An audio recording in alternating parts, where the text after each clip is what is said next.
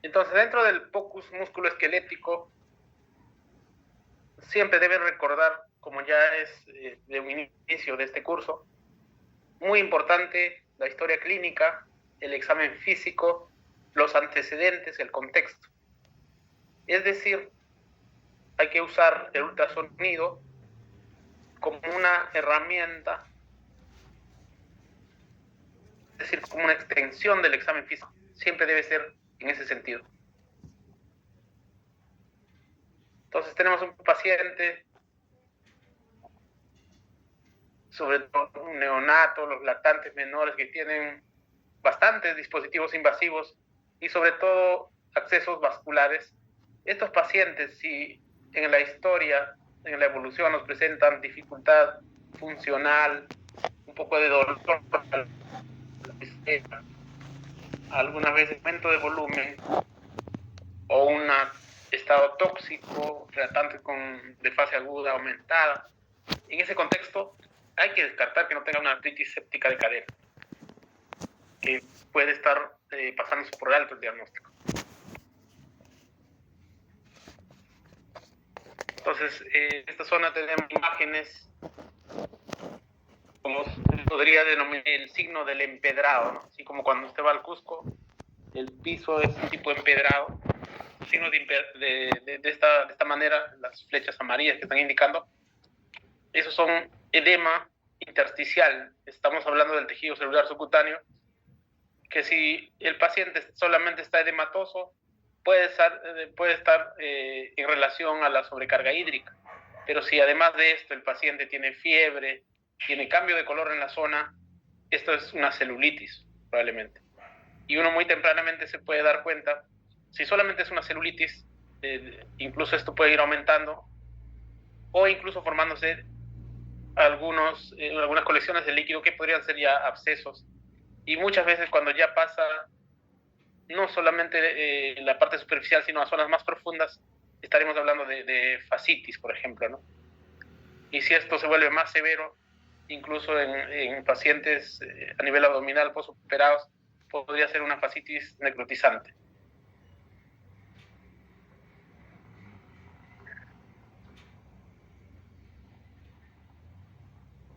Entonces, ¿qué requerimientos técnicos, qué materiales necesitamos para hacer este examen? Hablaremos de los requerimientos técnicos, entonces.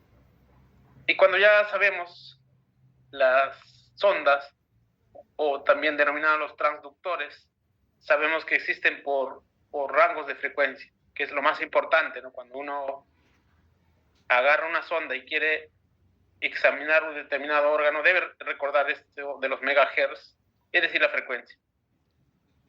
Tenemos en este caso que examinar zonas superficiales. Por lo tanto, nos interesa una sonda de alta frecuencia. Y en este caso tenemos, por ejemplo, el 7.5 a 13 MHz. Y esa sonda o transductor sería tipo lineal. Esta sonda tipo lineal, la imagen general es rectangular o también podría modificarlo a tipo trapezoidal. Siempre cuando ustedes vean una imagen ecográfica, identifiquen qué sonda se ha usado. Y esto va a ser por el tipo de sonda. Muy excepcionalmente, y por eso que vemos todo borroso, tanto al convexo, al facet ray o el que se usa en cardio, que al microconvexo, muy raras veces se va a usar esto cuando obviamente pues el paciente es muy obeso o zonas algunas veces profundas, podríamos usar. En general, para este tipo de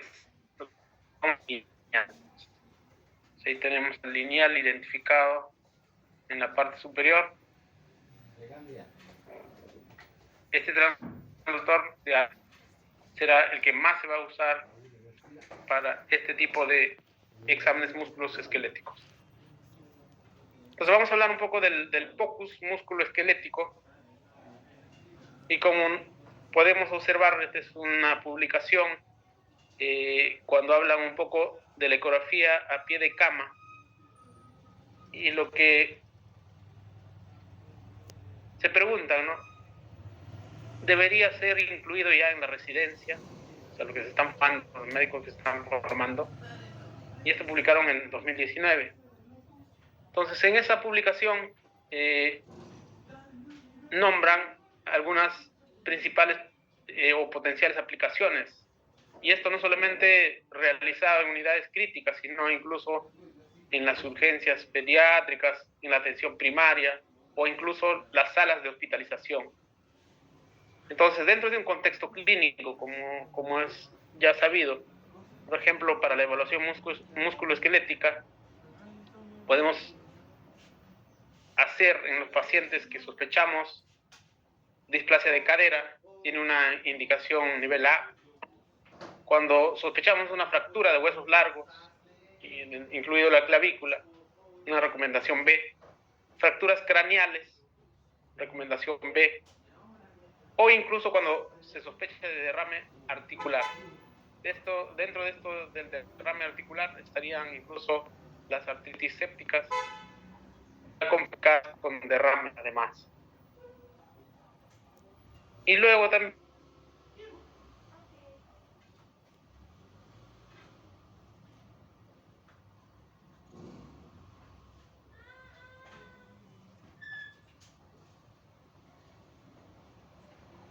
algunos de ellos incluso no son visibles con rayos X, en sus casos es importante, es una recomendación B también. Y en algunos casos como unas masas cervicales que serían pues un grado de recomendación A. Dentro de lo que es el cribado del displasia de cadera, es importante recordar que existen el ángulo alfa, que habla un poco de la cobertura ósea, y el ángulo beta un poco de la cobertura cartilaginosa. Mientras que para las fracturas de huesos y sobre todo clavícula, significa identificar la pérdida de continuidad de la cortical o el escalón óseo. Asimismo, el aumento de la grasa posterior en la región supracondilia, por ejemplo, cuando hablamos un poco relacionado al hombro. Respecto a las fracturas craneales, se debe buscar la pérdida de continuidad de la cortical. Y cuando sospechamos derrame articular, obviamente debemos buscar líquido articular, es decir, las zonas anecogénicas, es decir, espacios negros. Recuerden que anecogénico en ecografía es negro, se traduce de esta manera, ¿no? Y cuando hablamos de infección de tejidos blandos, en celulitis, por ejemplo, debemos buscar edema subcutáneo con aspecto reticulado o muchas veces hiperémicos, ¿no? Entonces, cuando uno pone, por ejemplo, el Doppler color o el Power Doppler, se realza bastante estas zonas, ¿no? Y cuando ya más bien esto no son una celulitis, sino más bien es absceso, se busca colecciones anecogénicas, irrigados, y pueden dar incluso halo hiperémico. Entonces, recuerden, un absceso está poco irrigado, por lo tanto, los antibióticos no son milagrosos en este caso, debe ser drenado. Usted tiene un absceso, tiene que llamar al cirujano para que drene ese absceso. Y cuando esto es aún mayor o más profundo, podemos hablar de las piomiositis, es decir, edema muscular que puede ser con o sin absceso. Y probablemente está bastante ya cerca a la fascitis necrotizante. Cuando buscamos cuerpos extraños, algunas veces se puede identificar ecográficamente al cuerpo extraño o en base a artefactos en algunos casos. Respecto a las masas cervicales, algunas veces ayuda evaluando las adenopatías o algunas si son quísticas versus sólidas, ¿no? Recuerdan que el quístico contiene líquido, por lo tanto es bastante abordable con ecografía. Y las sólidas y calcificadas también, ¿no? Que son hiperecogénicas generalmente y pueden dejar incluso, si están calcificadas, sombra acústica posterior. Entonces, es todo esto lo que podemos ver, incluso hay mucho más, y cuando hablamos de músculo esquelético, hay cursos de músculo esquelético, pues el POCUS realmente tiene una parte de esto, pero cuando uno habla de músculo esquelético, en radiología, por ejemplo, es todo una subespecialidad incluso. Muy bien, entonces vamos a hablar del POCUS en displasia del desarrollo de la cadera. La displasia del desarrollo de la cadera no puede considerarse como un defecto de nacimiento, porque en realidad ninguna estructura de la articulación está ausente. Entonces, uno debe estar atento frente a signos de alarma, ¿no? Para saber si existe o no este problema. Esta laxitud es debido a la producción, sobre todo materna, de hormonas que ayudan a los ligamentos a relajarse durante el parto, pero por algún motivo estos persisten en el paciente. Entonces, tendríamos una articulación normal donde la cabeza del fémur encaja completamente en la articulación. Eso sería una articulación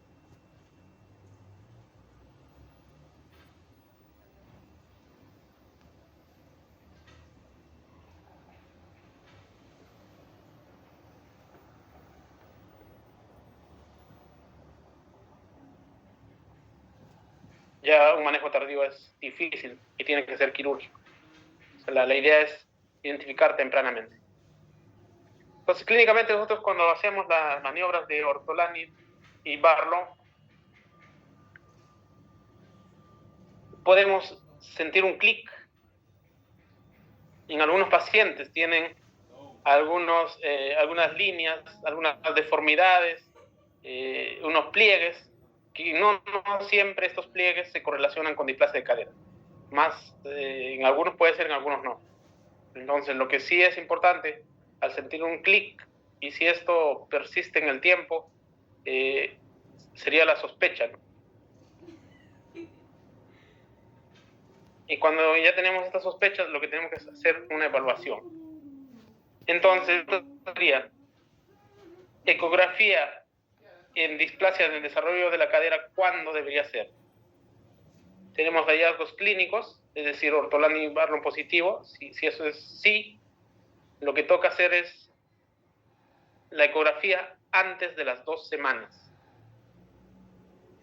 Y si no existe ningún signo clínico, pero existe factores de riesgo, es decir, hermanos con este problema, madres con problemas de hiperlaxitud o cualquier otro detalle, pie plano, por ejemplo, la ecografía debe ser entre las 4 a 6 semanas. Entonces no olviden, usted identifica a un paciente con Ortolani Barlow positivo, mándelo de inmediato a ecografía y no retarde, ¿no? Entonces, la ecografía antes de las 2 semanas. Si no existe ningún signo clínico, pero existen factores de riesgo, hay que esperar un poco entre las 4 a 6 semanas hacer la ecografía. Poco de la articulación.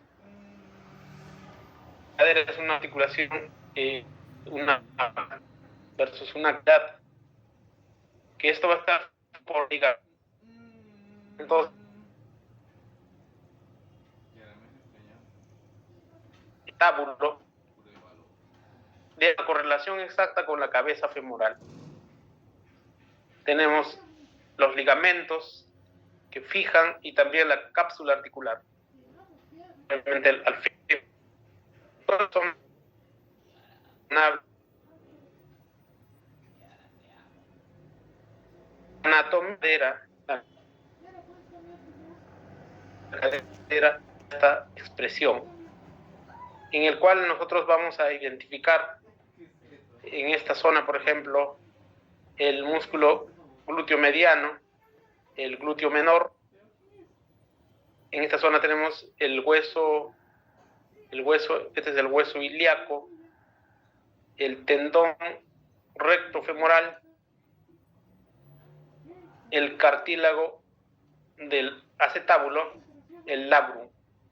Y toda esta zona, un poco anecogénica, sería la cabeza femoral.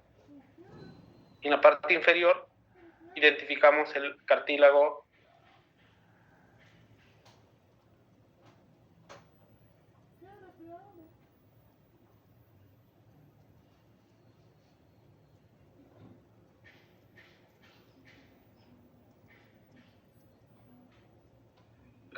del acetábulo, el labrum, el cartílago triradiado. Y respecto a la cabeza femoral, como perfectamente están encajadas.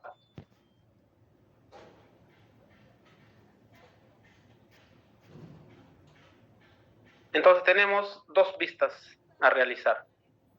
Tenemos una vista transversal y una vista coronal. Observen cómo el paciente, la cabeza del paciente va a estar en esta zona, la cabeza,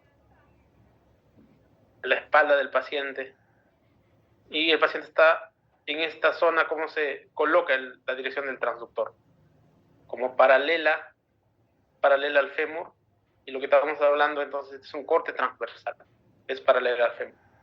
Y podemos identificar esas estructuras que se mencionaban, pues la cabeza femoral sobre todo, en íntima relación con la articulación, ¿no? Perfectamente alineada. Este es un examen normal.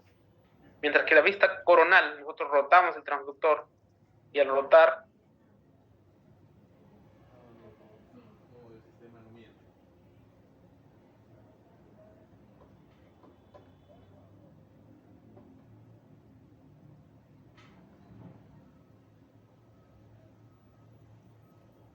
fíjense de una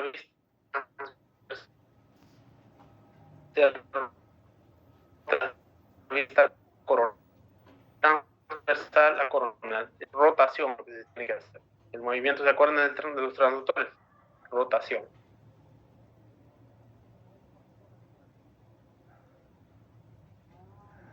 Una capa que lo vea más claro, desde una vista transversal a una vista coronal.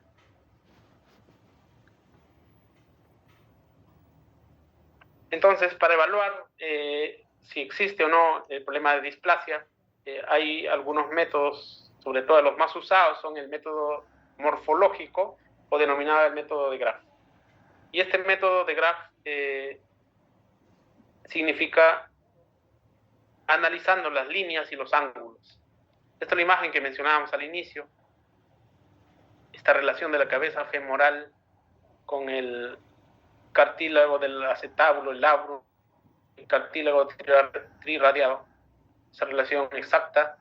Entonces, esas estructuras van a generar algunas relaciones con ángulos. En primer lugar, si nosotros trazamos una línea por el hueso ilíaco, trazamos esta línea a través del hueso ilíaco, a esa línea vamos a denominar la línea de base. Y luego, si tomamos en cuenta el cartílago triradiado, trazamos una línea, con la línea de base ya se va a formar un ángulo. Y si nosotros trazamos, intersecando la línea de base a nivel del cartílago del acetábulo,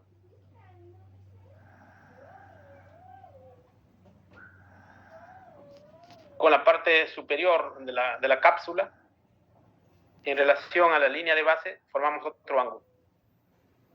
Entonces, lo que vamos a denominar son de la siguiente manera. Estos ángulos, ¿no?, que se van a formar. Tenemos la línea de base. A este ángulo inferior vamos a denominar el ángulo del techo óseo.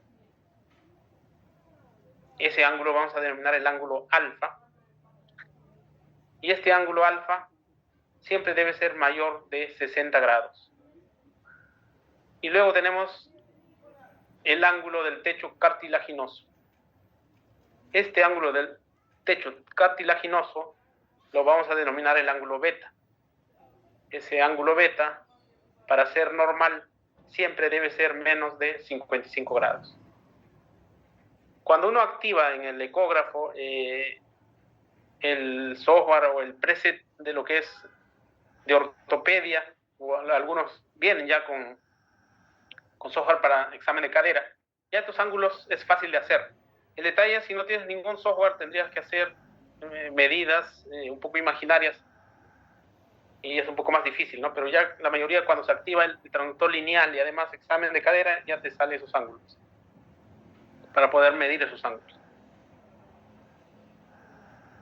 Entonces esa sería la zona anatomía, ¿no? Hacemos una línea imaginaria de base y trazamos los dos ángulos, ¿no?, para el ángulo alfa y para el ángulo beta. Nuevamente, esta es la cabeza femoral que está encajando, ¿no?, en el techo cartilaginoso y la parte ósea, el cartílago triradiado.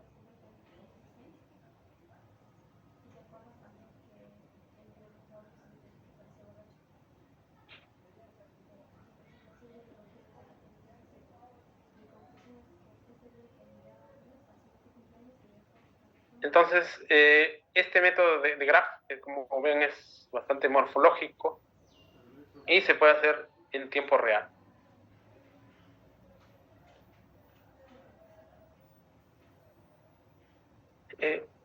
Para complementar este método, un poco, si se quiere decir, estático o morfológico con ángulos, tenemos la evaluación dinámica, quizás es la más importante, ¿no? Cuando ustedes manden a hacer el análisis ecográfico, que tienen que hacerte ambos métodos, pero sobre todo esto de la evaluación dinámica, ¿no? Este método de Hart. Entonces, si es una cadera inestable o no, en tiempo real te podrías dar cuenta, ¿no?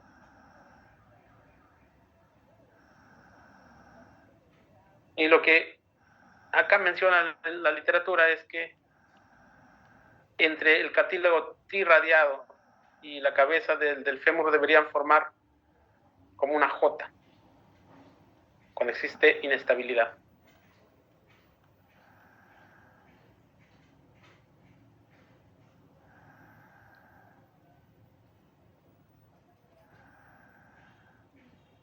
Observen acá la cabeza femoral.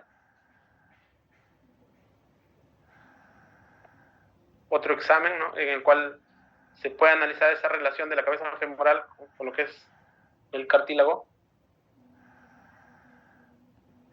Y en tiempo real, bueno, acá no es una foto, pero ahorita vamos a ver, se ve claramente cómo al hacer extensión o flexión de la cadera se puede salir de la articulación, ¿no? Entonces, eso en tiempo real se podría ver.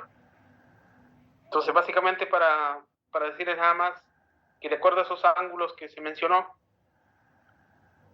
habrán grados incluso cuando este ángulo, por ejemplo, es mayor de 55 o este ángulo es menos de 60, existen grados de este problema, ¿no? Entonces ya esto es un poco para derivar al ortopedista. Para nosotros lo que es POCUS, lo que nos interesa es ver cómo se mantiene esta relación o no se mantiene esta relación, ¿no? Medir los ángulos entiendo que es un poco complejo, entonces para evitar eso, la complejidad, lo único que tenemos que darnos cuenta es cómo está la relación de la cabeza femoral con la articulación. Y cuando es en tiempo, digamos, real, la evaluación dinámica, tendríamos que observar de manera dinámica al hacer el ortolan y Barlon, por ejemplo, cómo esto se sale de la articulación, ¿no? Claramente.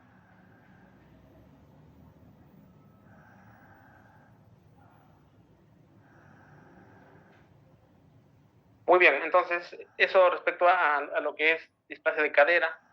Ahora vamos a pasar a las fracturas óseas. El POCUS en las fracturas óseas.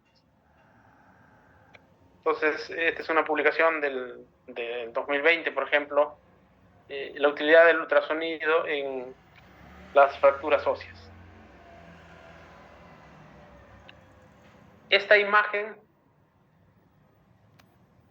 representa una ecografía con transductor lineal, como pueden observar. Y estas zonas que están observando hiperecogénicas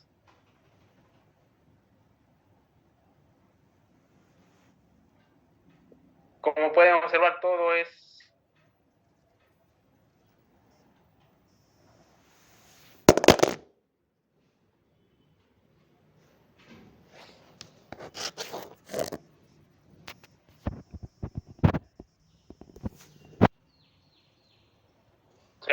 brillante, hiperecogénico. Recuerden que en ecografía lo hiperecogénico es blanco. Se vería toda esta línea así. Y cuando ya existe una fractura, ustedes van siguiendo, ¿no?, esta línea hiperecogénica y acá se pierde, observen, mira, y nuevamente la línea.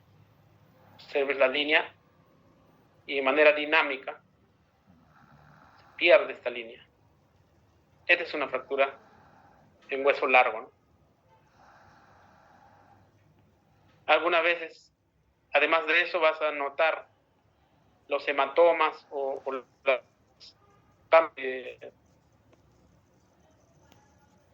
las estructuras, ¿no? Como en este caso, observen, este es un radio, pones el motor de manera paralela, el hueso está todo simétrico hasta donde aparece la zona de fractura, ¿no? La pérdida de continuidad, ¿no? Igualito acá. Esa es la zona de la fractura.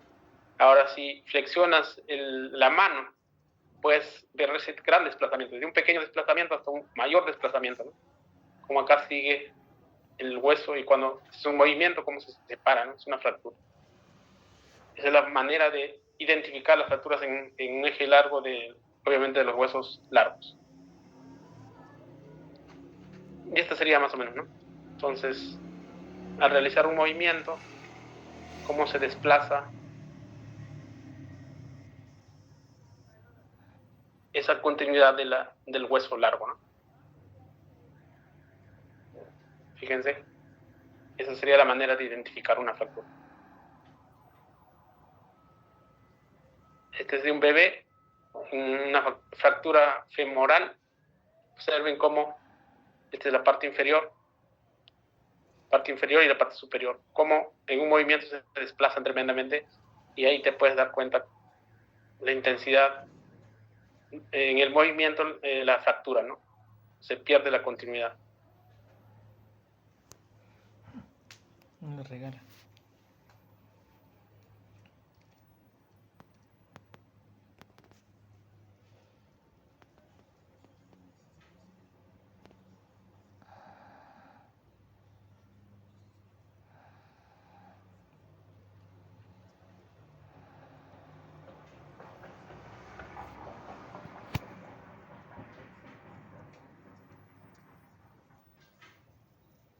Pero para eso, de manera comparativa, haces y deberías encontrar lo mismo. Siempre en ecografía se hace de manera comparativa, el lado sano con el lado enfermo, con la sospecha del lado enfermo, ¿no? Entonces acá tenemos que todo es lineal, no hay ninguna fractura aparentemente.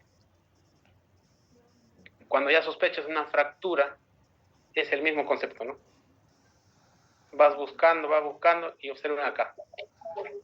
Hay una separación, una pérdida de continuidad de lo que es el hueso del cráneo. Entonces eso corresponde a una fractura. Obviamente acá, cuando se hace la tomografía, ves un hematoma, que también lo puedes ver en la eco, pero además ves la fractura, ¿no? Exactamente ahí colocando el transductor sería esa representación.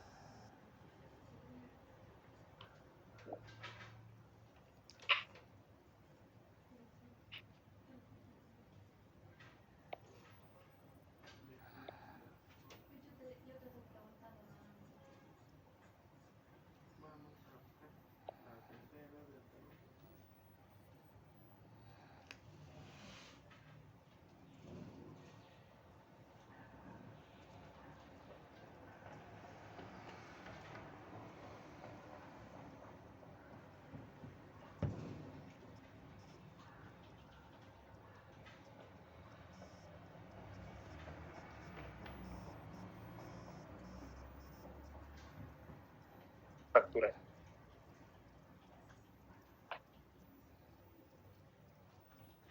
Entonces, en un paciente que previamente se va a sacar tomografía, mientras espera la tomografía, usted puede insonar, en este caso,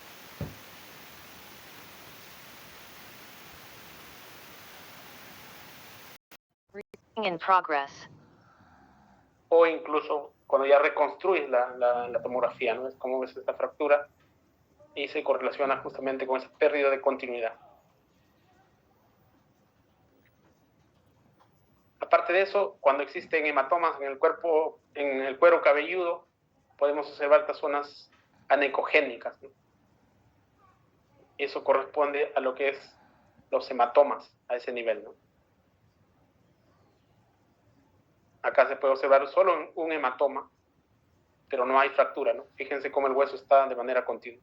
se podría llamarte la atención un poco tremenda o hematoma y podrías sospechar que existe una fractura a ese nivel. Antes de sacarle una tomografía podrías insonarlo y te das cuenta que no existe una fractura.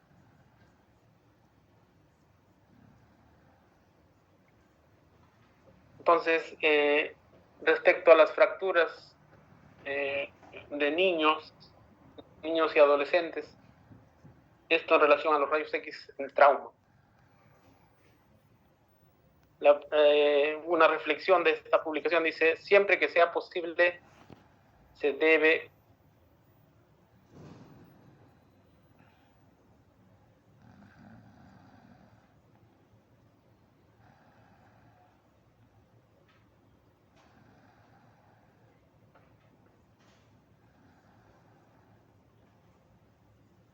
si usted no dispone del método, es decir, puede tardar en una radiografía o no dispone de una tomografía, entonces usted puede usar el ultrasonido y demostrar incluso no solamente la fractura, sino si existe un hematoma, o como ya han visto en lo que es cerebro, podrían analizar un poco la parte neurocrítica, cómo está la perfusión cerebral, etc.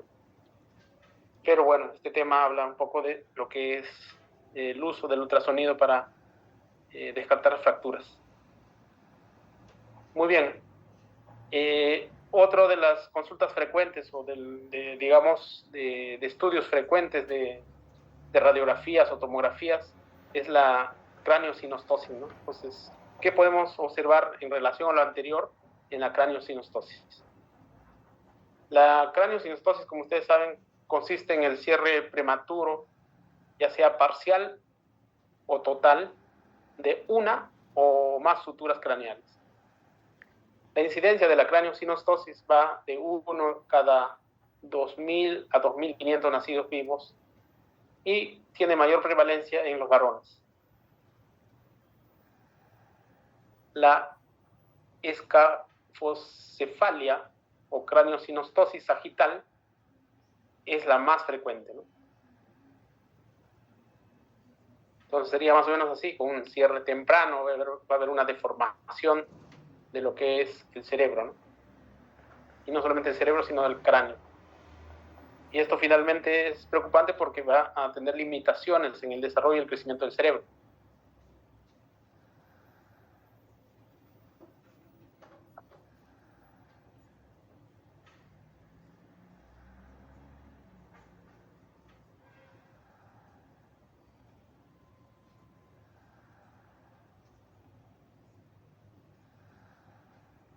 Entonces tenemos un examen normal para entender.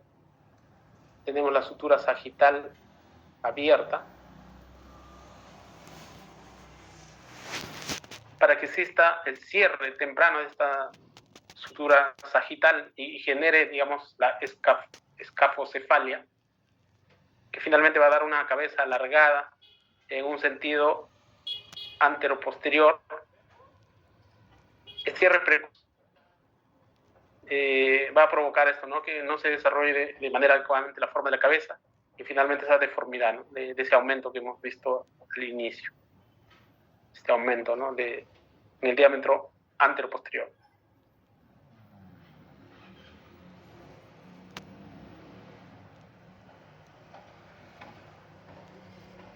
Los niños con craniosinostosis tienen mayor riesgo del deterioro neurológico, e incluso generar hipertensión intracraniana, y por lo tanto es importante el diagnóstico precoz. Entonces esa es la importancia, porque se debe hacer un diagnóstico rápido.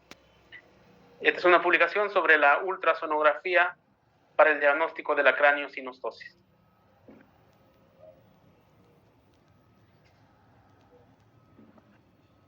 La ecografía craneal muestra una alta precisión en el diagnóstico de la craniosinostosis. La ecografía puede ser una imagen de primera elección en niños con una deformidad del cráneo, ¿no? Obviamente lo más fácil es sacarle una tomografía, pero podríamos intentar hacerle un ultrasonido antes. La ecografía es eficaz para diagnosticar un cierre de sutura parcial o de un cierre completo de esta sutura. Mientras que la tomografía con reconstrucción 3D puede realizarse de forma secundaria, sobre todo previa a la cirugía, ¿no? Se buscó una correlación entre lo que es la ultrasonografía, es decir, el uso de la ecografía, y la tomografía para el diagnóstico de normalidad o la presencia de craneosinostosis. Y esta correlación fue excelente, ¿no? Tanto la especificidad como la sensibilidad de un 100%. Asimismo, la sensibilidad para evaluar el cierre completo o incompleto fue del 100%, ¿no? O sea, no está de más hacer una ecografía. Esta publicación concluye que el diagnóstico de craneosinostosis por ultrasonografía es rápido, es efectivo y sobre todo lo que siempre decimos, evita la exposición a radiación ionizante, ¿no? Sobre todo cuando van a tener una tomografía, cuando le haces la primera evaluación, otra tomografía prequirúrgica. Entonces puede ser una herramienta diagnóstica de primera elección, sobre todo en los niños menores de 8 meses con deformidad de cráneo, en el cual estamos sospechando de craneosinostosis. Se puede descartar el diagnóstico de la craneosinostosis y el estudio completo de ultrasonido de suturas coronal, sagital y lamboidea muestra esa separación, ese gap normal. Y entonces vamos a empezar. Si nosotros sospechamos o no que existe un cierre de esta sutura. Esta es lo que estamos señalando. Si existe o no un cierre, veremos qué es lo que nos muestra el ultrasonido. Entonces usted coloca el transductor de manera transversal, un corte transversal ahí, y lo que va a observar, esta zona del hueso que tiene una zona homogénea, digamos, acá tenemos una zona homogénea. La otra región del hueso también tiene una zona homogénea. Entre los dos, si esto está cerrado, debería ser completamente homogéneo todo el trazado. Pero vemos que acá no es homogéneo. Obviamente cuando ya tenemos acá una tomografía con reconstrucción, podemos decir, la sutura no está cerrada. Pero antes de hacer esa tomografía, usted hace cómo perfectamente se correlacionan, ¿no? Esta sutura está abierta.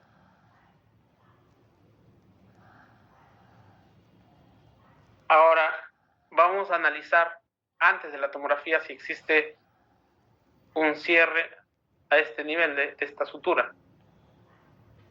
Y cuando esté en zona, observen todo es de manera, esta zona hipercogénica brillante que se relaciona con la parte ósea, está continuo. Y cuando uno ya saca la tomografía y hace con reconstrucción, obviamente que no hay sutura, está cerrada la sutura.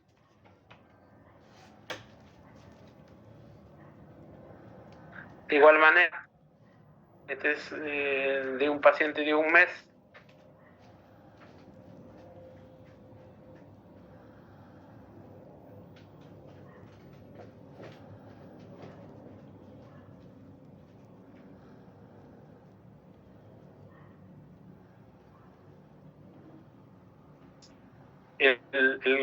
La unión de esta sutura, ¿no?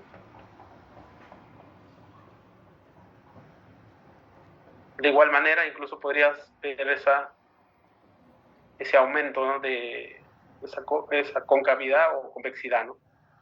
Pero que el hueso está de manera continua, está hiperecogénico, no hay una sutura. Entonces esto es compatible con un cierre de esa estructura.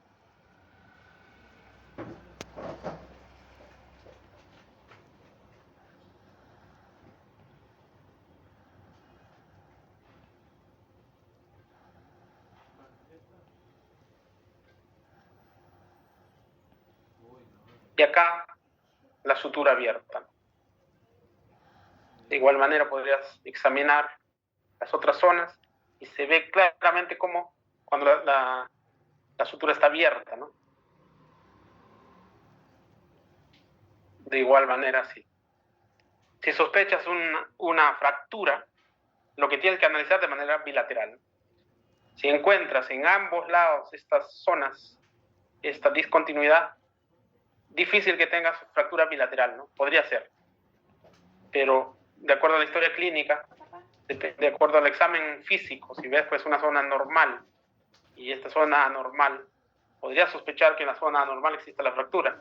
Pero si todo está normal, no está aumentado de volumen, no ha habido un trauma de cráneo, entonces analizas un lado y al analizar tienes esta disrupción, podría ser una fractura, sí, pero comparas con el lado contralateral, si no, o la imagen es la misma, entonces no es una fractura, sino es una estructura normal, ¿no?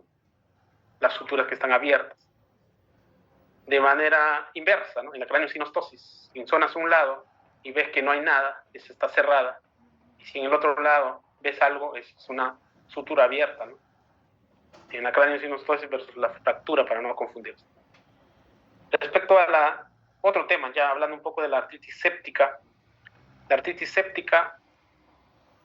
generalmente se presenta en las edades pediátricas, generalmente en los menores de 3 años. Esto no descarta que no se presente en adultos, también se puede presentar en adultos. Y esto puede ser secundario, ya sea a diseminación hematógena. Por eso esos pacientes que están con catéteres centrales o están con accesos vasculares múltiples, por ejemplo, y de pronto generan fiebre sin ningún foco aparente, y a esto se asocia pérdida funcional, ¿no? Cuando el niño ya no está sedado, pérdida funcional de la cadera, por ejemplo, podría ser una alta sospecha de una artritis séptica. O también puede pasar por una extensión de continuidad, ¿no? Es decir, si tenemos una zona con celulitis, por ejemplo, en alguna zona, ya sea en el hombro, ya sea en la cadera, una celulitis, y esta puede fácilmente incluso comprometer, ¿no? la articulación. Y ahí podría ser pues otra manera de presentarse la artritis séptica. Generalmente en cuidados críticos, mucho tiene que ver con la diseminación hematógena, ¿no? Por lo vascularizado que son esas zonas a nivel de la cadera, por ejemplo. Entonces las grandes articulaciones tienen aporte sanguíneo abundante, sobre todo a nivel de la metáfisis. Y por lo tanto, así como llega buena cantidad de sangre, también están propensos a tener las infecciones bacterianas.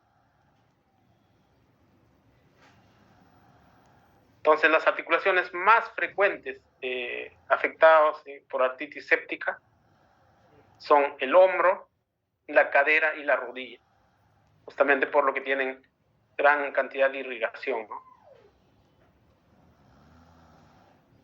En las imágenes, los hallazgos en las imágenes pueden ser presencia de derrame articular.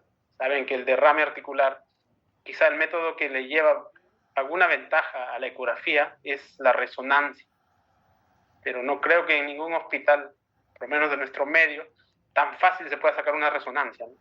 Hasta en la parte privada, por la demanda que hay, se demora en sacar una resonancia, pero imagínense en el sistema que estamos trabajando, probablemente no.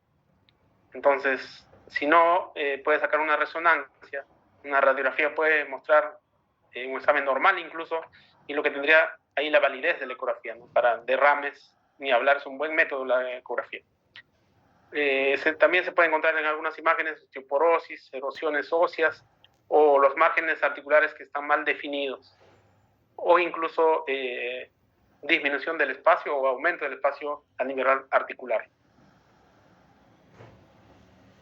La resonancia magnética es más sensible en la detección de cambios precoces, revelando alteraciones en la intensidad de la señal de la médula ósea y también de los tejidos blandos, sobre todo cuando están edematosos.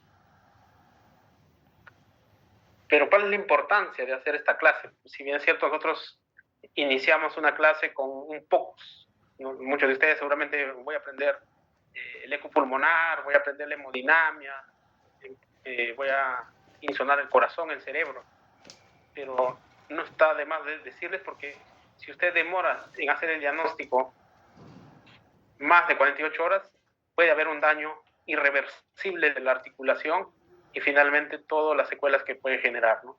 Por lo tanto, cuando usted sospeche una artritis séptica de cadera, el manejo debe ser precoz. diagnóstico precoz, manejo precoz, y esta sería la única que garantiza, digamos, el desenlace adecuado del paciente. Entonces, en esos pacientes con factores de riesgo, hasta no descartar que no se trata como tal, ¿no? Hepatitis séptica. Esta es la manera de insonar, cómo se coloca el paciente. La cabeza del paciente hacia arriba estaría. Un poco, una rotación un poco externa, casi neutra, de lo que es el muslo, la rodilla del paciente, la cadera. Y lo que siempre se mencionó, hacia dónde está la dirección del marcador, ¿no? Eso es importante porque si no, van a estar perdidos en la lectura de la imagen. Entonces, al insonar, es un transductor lineal de alta frecuencia, recuérdense. Hay que usar generosamente el gel para tener buena imagen. Y esta es la imagen que podríamos generar. Entonces, ahora, ¿cómo sabemos cuál es el lado derecho? ¿Cuál es la parte superior?